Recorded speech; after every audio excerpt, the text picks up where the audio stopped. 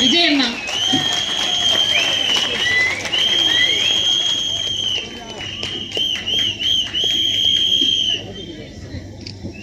அண்ணனோட ஒரு டயலாக்ல இருந்து ஆரம்பிக்கிறேன். என் நெஞ்சில் குடியிருக்கும்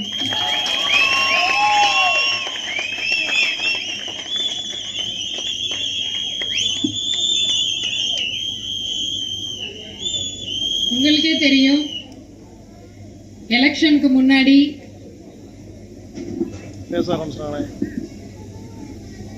இன்னைக்கு 100 நாள் சாதனை அப்படின்னு சொல்லி பெரிய விஷயம் ஒன்று நம்ம சிவகாசியில ஒரு புரட்சியை பண்ணிட்டு இருக்கோம். இதுக்கெல்லாம் காரணம் இன்னைக்கு எனக்கு பின்னாடி இருக்கிற இந்த போர் வீரர்கள் தான். இங்க இருக்க அத்தனை ஒன்றிய செயலாளர்களும், இங்க இருக்க அத்தனை பகுதி செயலாளர்களும் விருதுநகர் தொகுதியிலிருந்து என்னைய ஒரு தங்கையாவே ஏத்துக்கிட்டு அத்தனை பிரச்சனைகள் இருந்தது. அத்தனை பிரச்சனைகள், உண்மையா அத்தனை பிரச்சனைகள் இருந்தது. எதிர்கட்சியில இருந்து அத்தனை பிரச்சனை.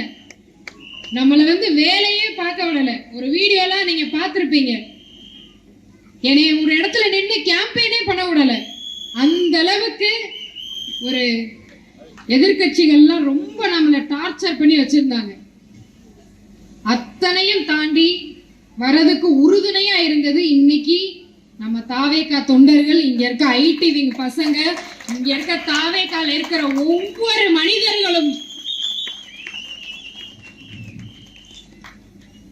அவங்க இன்னைக்கு இல்லைன்னா இங்க இருக்கிற ஒவ்வொரு தெருமூலையிலையும் இதை போட்டுட்டு நான் நிமிர்ந்து நின்று நடந்து ஒவ்வொரு ஓட்டும் வீடு வீடா போய் வாங்கி இங்க சிவகாசி மக்களோட மனசுல இடம் பிடிச்சதுக்கு இங்க இருக்க அத்தனை பேருமே காரணம்.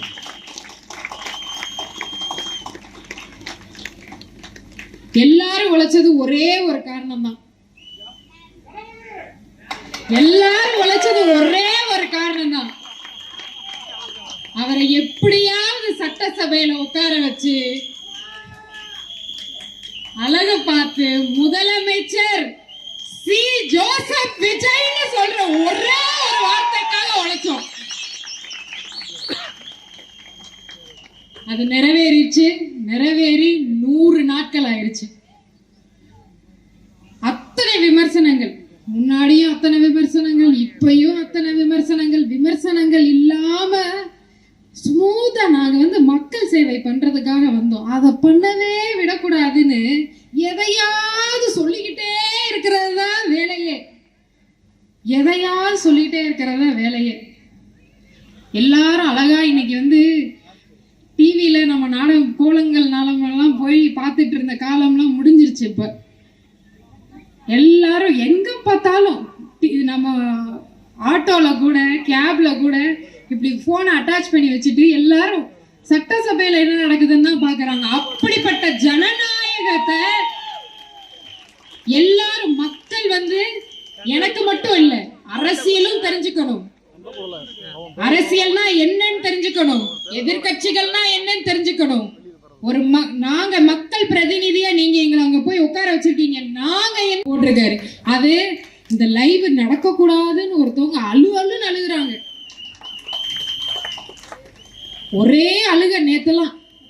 ஐயோ எதுக்குங்க லைவ்ல போட்டு நீங்க போடுறீங்க, நீங்க வார்த்தையை நீக்கிறோன்னு மட்டும்தான் சொல்றீங்க, ஆனா அவங்க ரீல்ஸ் போட்டு ஃபயர் விட்டுட்டு இருக்காங்கன்னு அழுன்னு அழுகுறாங்க.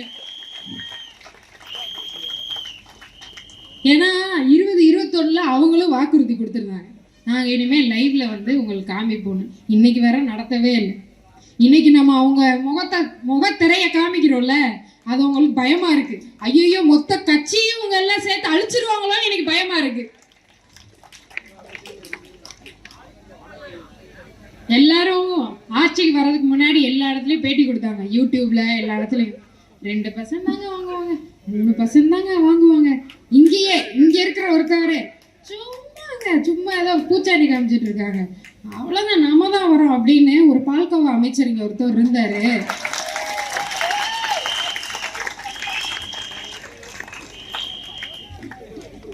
அவரு இன்னைக்கு தெரிஞ்சிருக்கும் அவருக்கு. ஐயோ தெரியாம இந்த சின்ன பிள்ளைங்க கிட்ட விளையாண்டோம்ப்பா.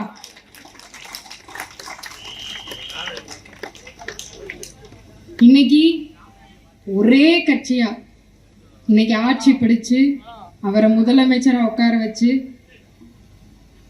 ஆகஸ்ட் 15 அன்னைக்கு அந்த கொடி ஏற்றும் போது இருந்ததே எனக்கு தெரிஞ்சு எம்ஜிஆர் ஐயா அடுத்து மக்கள் கண்ணீர் விட்டது அன்னைக்குதான்.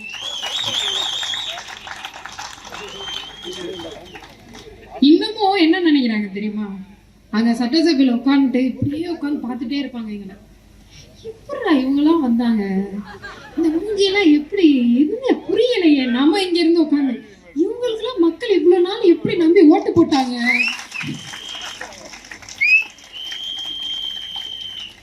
அதாவது பண்ணையார் புத்தி குறுநிலர் புத்தி வந்து போவே இல்லை அவங்களுக்கு. இன்னும் நம்ம சாமானியர்லாம் எப்படி சட்டசபைக்குள்ள வந்தாங்கன்னு இன்னும் அப்படியே உள்ள இருந்து எரிஞ்சுக்கிட்டே இருக்கு வைத்தறிச்சல்.